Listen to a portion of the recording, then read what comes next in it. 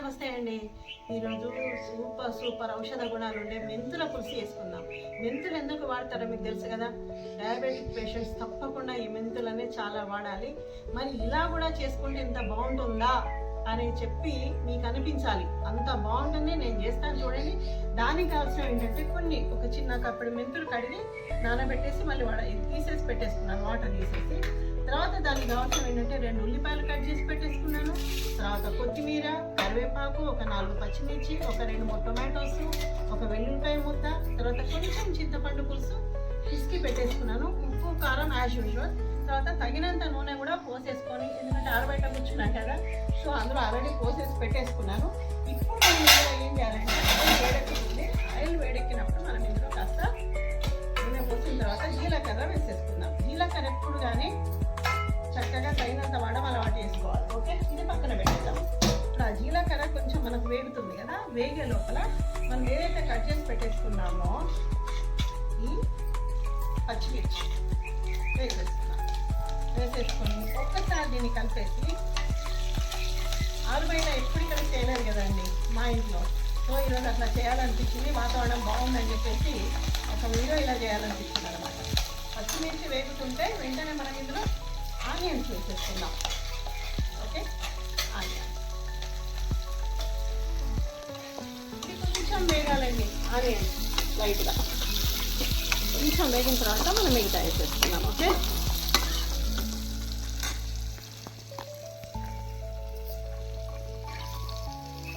మనం ఉల్లిపాయలు మంచిగా గట్టిగా వేసుకోవాలి, బాగుంటుంది ఇందులో.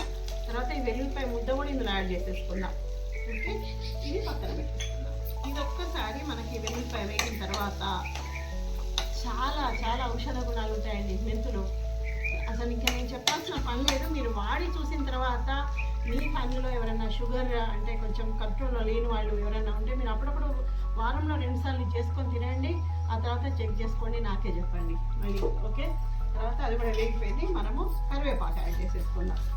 ఓకే, కరివేపాకు ఇది కూడా మనము వేగిన తర్వాత ఇందులో కొత్తిమీర ఏదైతే తీసుకున్నామో ఈ కొత్తిమీర ఉంది కదా, ఇది కొంచెం లైట్గా ఇందులో యాడ్ చేసేసుకున్నాము. చేసేసుకొని ఇప్పుడు మన మెంతులు ఉన్నాయి కదా, ఈ మెంతులు అన్నీ ఇందులో వేసేసుకున్నామండి. ఇవి చాలా వేగాలి. ఇలా డైరెక్ట్ ఎందుకు వేసేస్తున్నారు అని చెప్పేసి మీరు అడిగితే దానికి సమాధానం ఏంటంటే, మెంతులు ఎప్పుడు కానీ వేగిన తర్వాత చేదు ఉండదండి. పొడి కంటే ఇలా చేసుకుంటేనే బాగుంటుంది. ఇవి మంచిగా వేగాలన్నమాట.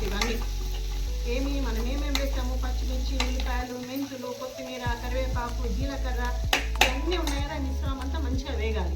వేగిన తర్వాత ఇందులో మనం తింటుంటే కూడా ఇది పంటి కిందకి వచ్చినట్టు కూడా అనిపించదండి. ఇంకా టొమాటోస్ ఉన్నాయి, మగ్గిపోయి చాలా ఉన్నాయి కదా, సో మీకేం ఇబ్బంది ఉండదు. ఇవి మంచిగా వేగేదాకా మనం ఎక్కి వేయించుకుందాం.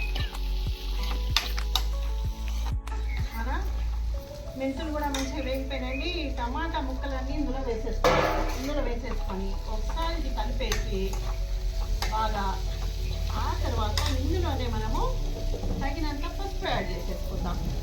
గాలి కూడా వస్తుంది, అసలే వేడిగా ఉంది లోపల వాతావరణము, కానీ బయట గాలి ఉంది కదా, హ్యాపీగా అనిపిస్తుంది. సో తగినంత పసుపు యాడ్ చేసేసుకుందాం. ఇక్కడ ఒకసారి కలిపేసేసి ఇప్పుడు ఇందులోనే మన చారులకు ఘాట్ వస్తుందండి. చారులకు సరిపడా కారం, మీ స్పైసీనెస్కి సంబంధించి ఎంత ఉంటే అంత లైట్గా కారం వేసానా. ఇది కూడా ఒకసారి కలిపేద్దాం. కలిపేసి ఇందులోనే ఏదైనా మనకు ఒక ఐడియా ఉంటుంది కదా, సో ఇందులోనే తగినంత ఉప్పు, 1 జస్ట్ 1.5 అంతే. ఓకే, ఇది కూడా పక్కన పెట్టేసుకున్నాను నేను. ఇప్పుడు ఒకసారి దీన్ని కలిపేసి చూడండి, ఇట్లా చూస్తేనే కలర్ఫుల్గా ఉంటుంది. అలాంటిది పులుసు తయారైన తర్వాత ఎంత బాగుంటుంది కదా. ఒకసారి ఇమాజిన్ చేసేసుకోండి. నేను కలిపేసి ఇందులో కొంచెం టొమాటోస్ మగ్గడానికి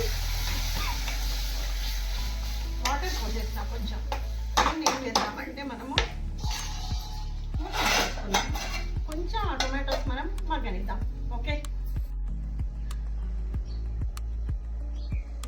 ఇప్పుడు మనకి టొమాటోస్ కూడా కొంచెం మగ్గిపోయినాయి. ఎంత చక్కగా ఉడుకుతున్నాయి ఆరు బయట. ఈ వాతావరణానికి, ఈ కలర్ఫుల్ కాంబినేషన్కి ఆహా అనిపిస్తుంది దానికి. సో టమాటాస్ కూడా మగ్గిపోయినాయి కదా. ఇప్పుడు మనం ఇందులో మన చింతపండు పులుసు ఇందులో వేసేసుకుందాం. రైట్, చాలా మంచిదండి, నన్ను నమ్మండి.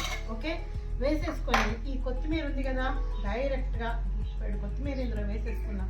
చూడండి ఎంత బాగా అనిపిస్తుందో, కలర్ఫుల్గా కదా. వేసేసుకొని ఒక్కసారి దీన్ని కలిపేద్దాం. వీలైతే మీరు కొంచెం కాస్త తీపి కావాలి అని అనుకుంటే కొంచెం బెల్లం ముక్క యాడ్ చేసేసుకోండి. లేదు వద్దు, ఎందుకంటే దాంతో అంత అవసరం లేదు, ఇట్లా చేసుకున్నా చాలా బాగుంటుంది అనుకుంటే ఊరుకోండి. నేనైతే ఇప్పుడైతే వేయట్లేదు. ఓకే, ఇప్పుడు మనం ఇదంతా వేసేసినాం కదా, ఇది మూత వేసేసి కాసేపు మరగనిద్దాం. రైట్, ఆహా ఎంత బాగా బాయిల్ అయిపోతుంది కదా. వంట అంటే అదేనండి, నేను అంటాను ఒక అందమైన అమ్మాయి. అందం అంటే అందం ఒకటేంటో సరిపోదండి, చక్కటి గుణాలు ఇవన్నీ ఉంటేనే అమ్మాయి అందమైన అమ్మాయి అంటారు కదా. అమ్మాయినా అబ్బాయినా అంతేనా. అలాగే మన వంట కూడా అన్నీ వేసేస్తే చూడండి ఎంత బాగా కనిపిస్తుందో.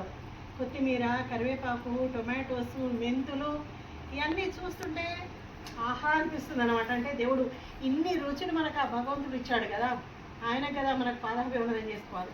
ఇలా మరుగుతుంది కదా, మనం కాసేపు దీన్ని మరగనిద్దాము. మీకు ఒకవేళ ఇంత చిక్కగా కావాలి అని అనుకుంటే కొంచెం వాటర్ యాడ్ చేసేసుకోండి.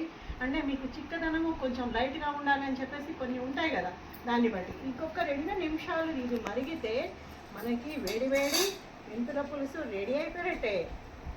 మరుగుతున్నాయండి నా మతి బండ. నేనే ఏమన్నాను, ఫ్లోలో చిక్కదనం కావాలంటే వాటర్ యాడ్ చేసుకోవాలని అన్నానా? ఎందుకో నాకు అనిపిస్తుంది అట్లా కాదు.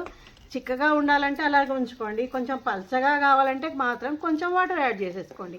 నాకు ఇంత సరిపోతుంది. సో ఇది చక్కగా మరిగిపోయింది, చాలా అందంగా అద్భుతంగా కనిపిస్తుంది. సువాసనలు కూడా అలా అలా అలా అలా వెదజల్లుతున్నాయి. సో మంచి వీడియోస్తో నేను ఇప్పుడు స్టవ్ ఆఫ్ చేసేస్తున్నాను. ఆఫ్ చేసేసి ఇలా మంచి చక్కటి డెలీషియస్ వంటలతోని, చక్కటి మాటలతో, చక్కటి పాటలతో ఎప్పుడూ నేను మిమ్మల్ని అలరిస్తూ ఉండడానికే ప్రయత్నిస్తుంటాను. మీరందరూ నన్ను మరీ ప్రోత్సహించాలని, నచ్చితే తప్పకుండా లైక్ చేయాలి, షేర్ చేయాలి, కొత్త వాళ్ళైతే సబ్స్క్రైబ్ చేసుకోవాలని చెప్పేసి మరీ కోరుకుంటూ మళ్ళీ ఒక మంచి వీడియోతో నేను మీ ముందుకు వస్తాను. అంతవరకు నమస్తే.